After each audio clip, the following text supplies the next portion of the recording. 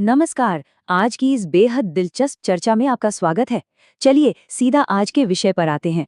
जरा सोचिए, हम सभी अपनी रोजमर्रा की जरूरत का सामान जैसे सब्जियां, नहाने का साबुन या फिर मसाले और कपड़े खरीदने के लिए अक्सर बाजार जाते हैं।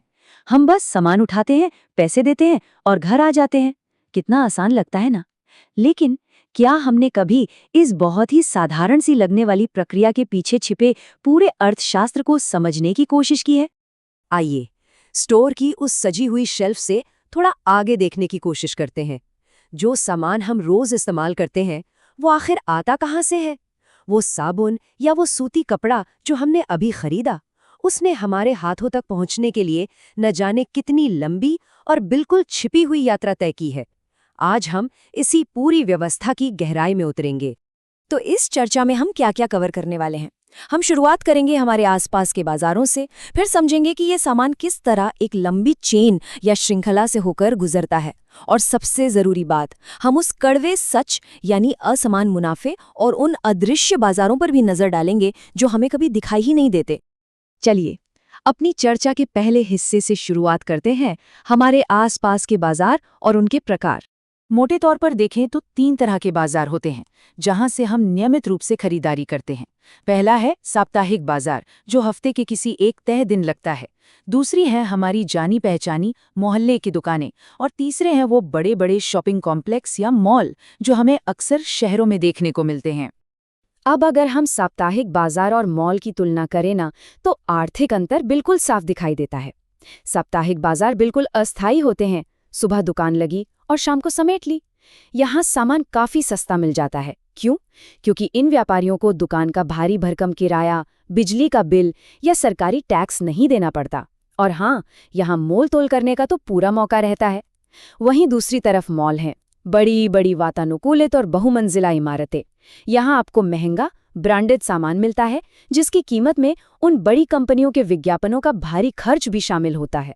यानी एक तरफ बिल्कुल कम लागत वाला व्यापार और दूसरी तरफ भारी खर्च वाली व्यवस्था। अच्छा, इन दोनों के बिल्कुल बीच में आती है हमारे मोहल्ले की दुकानें। इनका अपना एक अलग ही सामाजिक ताना बाना होता है। यहाँ सबसे बड़ी चीज होती है जान पहचान। दुकानदार हमें जानता है, हम उसे जानते हैं, और इसी भरोसे की वजह से यहाँ सामान उधार पे भी मिल जाता है ना? कमाल की बात। एक ऐसी सुविधा जो बड़े बड़े मॉल भी आसानी से नहीं दे पाते।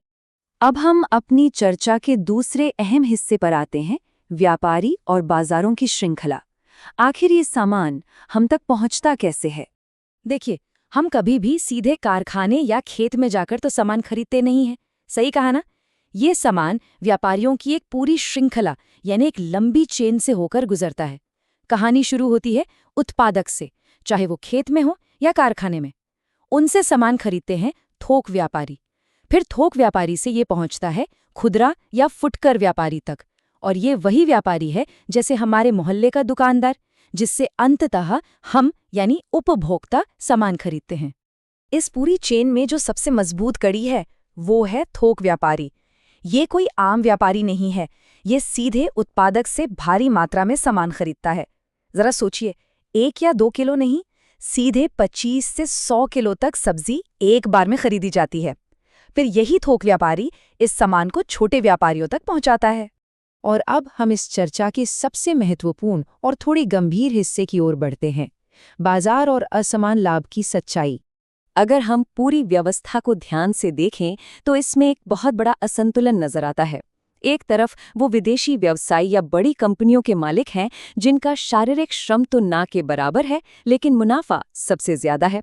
और दूसरी तरफ हमारे छोटे किसान या बुनकर हैं जो दिन रात हाड़ तोड़ मेहनत करते हैं, लेकिन उनके हिस्से में मुनाफे का एक बहुत ही मामूली सा अंश आता है। मेहनत और मुनाफे के बीच की ये खाई सच में बहुत गहरी है।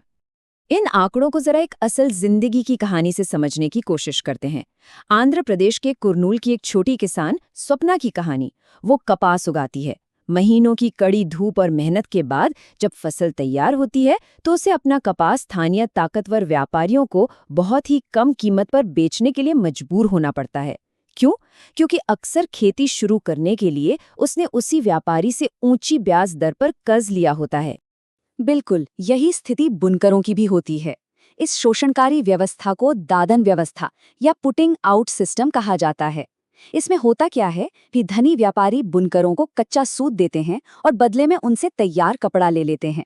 दिखने में लगता है कि बुनकरों को कच्चा माल ढूंढने की चिंता नहीं करनी पड़ी, लेकिन असलियत में मजदूरी और मुनाफे का पूरा कंट्रोल व्यापारी के हाथ में चला जाता है। बुनकर पूरी तरह से उन पर निर्भर हो जाते हैं। जरा इन कामगारों की जमीनी सच्चाई पर गौर कीजिए। जो बुनकर इस श्रृंखला में सबसे नीचे हैं, उन्हें अपने करघों यानी लूम्स पर 20 से 40 हजार रुपए तक का भारी निवेश करना पड़ता है। पूरा परिवार रोजाना 12-12 घंटे कमरतोड़ मेहनत करता है, और इस सब के बाद उनकी महीने की कमाई कितनी होती है? मुश्किल से 3,500 रुपए। ये आंकड़ा सिर्फ हैरान करने वाला नहीं, बल्कि विचलित करने वाला है। तो इस पूरी स्थिति का मुख्य निष्कर्ष क्या निकलता है?